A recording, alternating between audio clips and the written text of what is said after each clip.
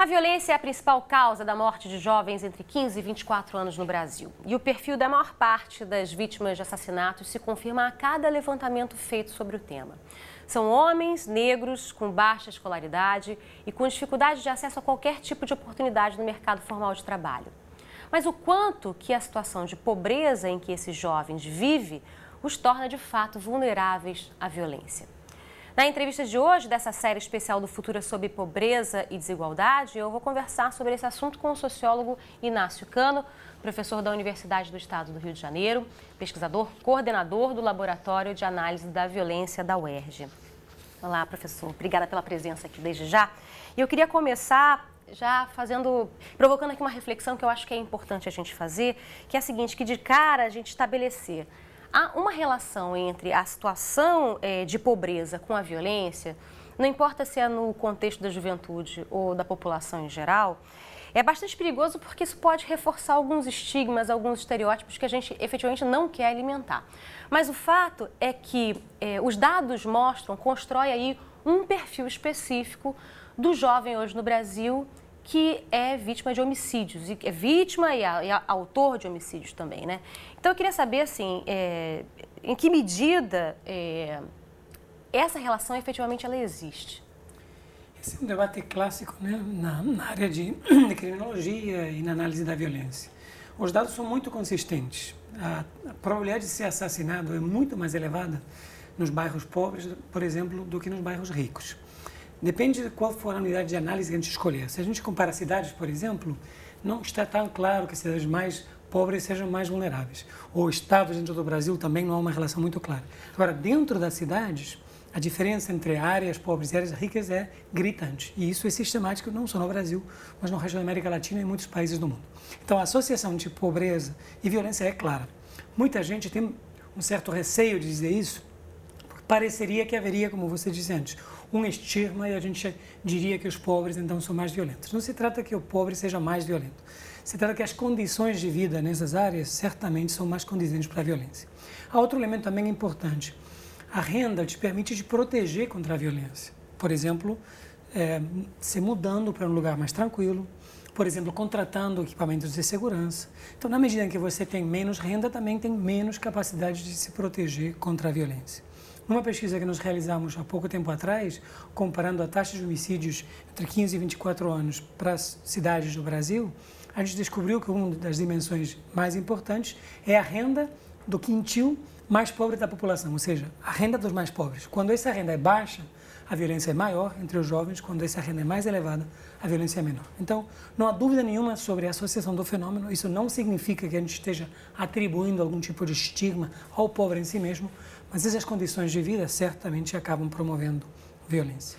Quer dizer, o senhor está me dizendo aí que a questão de renda ela é determinante, né, de certa forma, mas o quanto que a dificuldade de acesso à educação de qualidade, ao mercado formal de trabalho, também torna essas pessoas mais vulneráveis. A gente tem aí o que se chama hoje em dia da geração nem-nem, né? Nem emprego, não está nem empregado, nem está estudando, né? O quanto que esses jovens que não estão no mercado de trabalho, não estão na escola, eles estão mais vulneráveis. Nessa mesma pesquisa que eu mencionava, além da renda dos mais pobres, as outras duas variáveis que tinham um peso determinante sobre a taxa de homicídios dessa população jovem eram a dinâmica demográfica, mais crescimento, mais população está associada a mais violência. Em segundo lugar, o IDEB, que é o Índice de Qualidade do Sistema Educacional, e que tinha um impacto muito grande na violência. Os municípios que têm um sistema educacional melhor, onde as crianças ficam mais tempo na escola, onde o aprendizado é mais elevado, porque o IDEB junta tanto reprovação quanto aprendizado, né? Nesses lugares a violência é mais reduzida. Nos lugares onde as crianças saem da escola ou não aprendem, a violência é mais elevada. Então, a inserção social via educação e via trabalho é essencial como um fator que pode ajudar a diminuir a violência. Outro elemento importante também, como eu dizia antes, é que é a renda dos mais pobres, não a renda do conjunto da população. Isso significa que se a gente tiver política social direcionada para essas camadas mais pobres da população, a gente pode ter um efeito preventivo mais elevado. Quanto que questões mais subjetivas, assim, por exemplo, relacionadas ao desejo de consumo, a sociedade inteira, independente da camada social em que a gente se encontre, a gente está imerso nesse desejo da sociedade de consumo, né?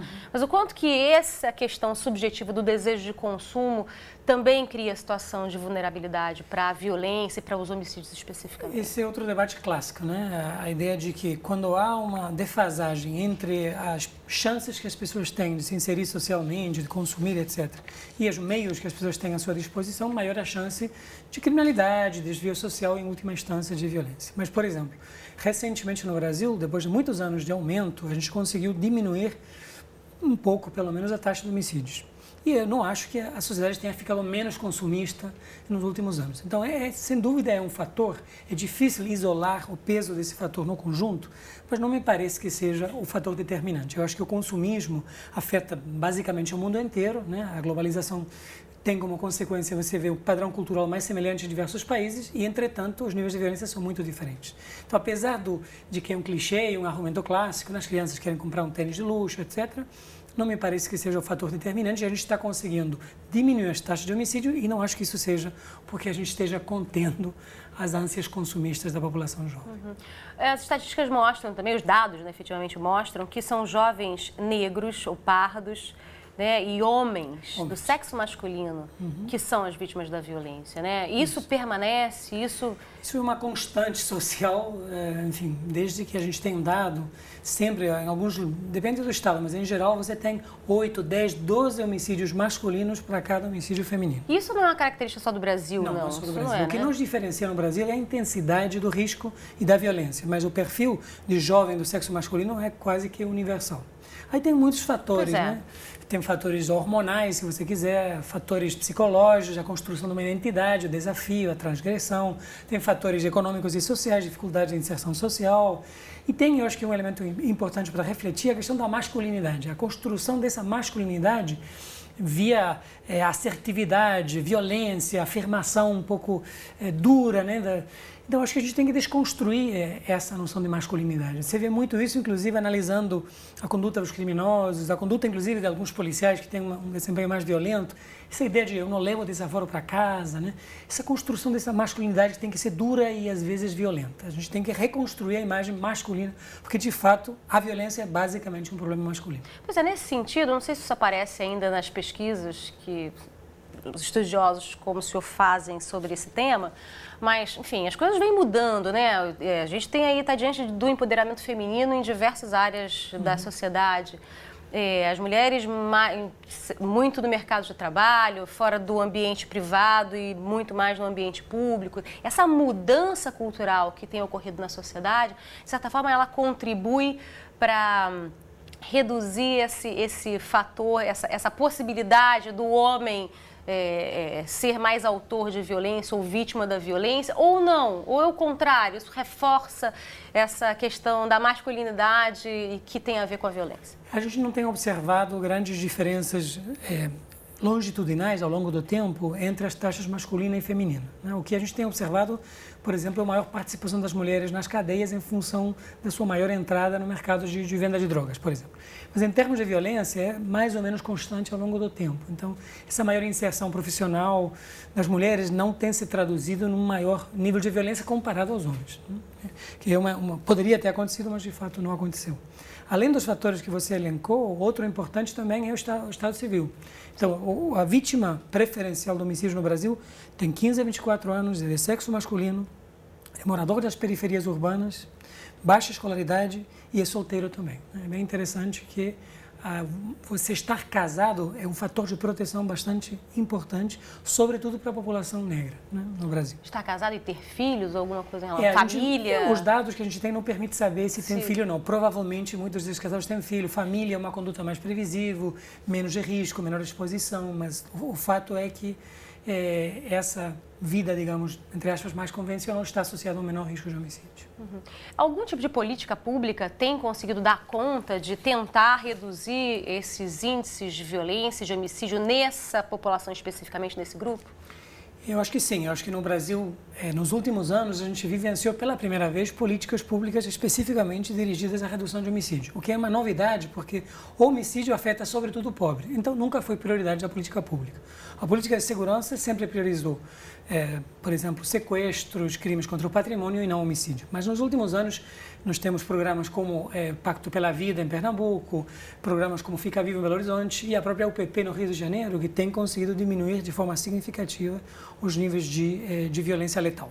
No Rio, por exemplo, nós vivemos uma grande mudança, nós procedemos de décadas de uma situação de conflito extremo e de um modelo de guerra contra o crime, guerra quase que literal, né? Militarizado, blindado, armamento pesado. E graças a Deus, nos últimos anos, houve um desenvolvimento de uma política nova, que é a pacificação, que é justamente desmontar a guerra. E isso tem tido um impacto bastante significativo na redução de homicídio. As pesquisas já conseguem mostrar uma a avaliação redução? recente, por exemplo, dentro das áreas do PP, a taxa de morte violenta, que junta homicídio e outras categorias afins, se reduz em 60 por 100 mil. Essa é uma redução muito importante, pensando que, por exemplo, no Brasil, a taxa de homicídio está por volta de 25 por 100 mil. Em outros países, na Europa, por exemplo, é 5, até menos do que 5. Então, uma redução de 60 é uma redução extremamente importante. Agora, é extremamente também crucial que os governos comecem, de fato, a priorizar o homicídio. Outra política importante é a criação de divisões de homicídio, enfim, de uma estrutura para investigar o homicídio, porque a criminologia nos mostra que a reincidência é muito elevada. As pessoas que matam já, quando você vê um massacre, um crime de muita repercussão, a não ser que seja passional, em geral, o protagonista, o autor desse crime já cometeu muitos outros homicídios antes. Então é muito importante reforçar... E a dificuldade de investigação também para ver a punição. Tem que reforçar a capacidade de investigação, né? Fazer perícia, a prova técnica, a investigação. Tem que dar prioridade ao homicídio e reforçar a capacidade de investigação. E, bom, pelo também que o senhor diz, quer dizer, existe uma questão relacionada ao porte de armas, né, a utilização de armas de fogo, quer dizer, políticas talvez de desincentivo ao porte de armas poderiam ajudar. E também queria saber o quanto que a relação da polícia com esse público especificamente pode modificar também essa situação. Bom, as armas são centrais, sobretudo no caso brasileiro. No Brasil, mais de 80% dos homicídios, sobretudo em alguns estados, são cometidos com armas de fogo. Então, tudo que a gente fez até agora, o Estatuto do Desarmamento, foi muito importante, mas ainda é pouco, porque a arma de fogo continua sendo a protagonista da morte dos jovens. Então, temos que continuar nesse caminho. A gente está falando aqui falou de UPP, quer dizer, uma realidade muito carioca, né, não é nem do estado, mas da cidade do Rio de Janeiro. Isso, de certa forma, se confirma, não com UPPs, não em outros estados, mas com a postura da polícia em relação a esse grupo de jovens, com áreas que têm menos esses confrontos armados, seja nas regiões rurais ou nos centros urbanos. Isso confirma os índices de homicídio, eles são mais baixos em outras regiões do país? A realidade muda de local para local. É bom que se faça também um diagnóstico local, né? Às vezes as pessoas pedem um plano, mas o plano não pode ser nacional. Pode ter algumas diretrizes nacionais, mas o plano tem que ser local, tem que ter um diagnóstico local, porque a realidade é muito diferente. Está mudando um pouco o perfil, mas a importância e a gravidade do fenômeno, evidentemente, continua, e a necessidade de desenvolver políticas específicas de prevenção, inclusive de prevenção da violência contra jovens, que normalmente a gente acha que jovem... Enfim, e há uma descontinuidade também nas políticas, porque quando o jovem faz 18 anos, não é mais alvo de um conjunto de políticas, e aí ele sai da política pública. Algumas outras políticas são desenvolvidas, mas há uma descontinuidade. É preciso que haja continuidade nessas políticas, começando na adolescência e chegando até, enfim, a idade jovem, até pelo menos 29 anos. Uhum. Ok, professor Inácio Cano, muitíssimo obrigada por essa conversa. Bom, obrigada a você que acompanhou a entrevista. A gente agradece a sua companhia. Um abraço e até a próxima.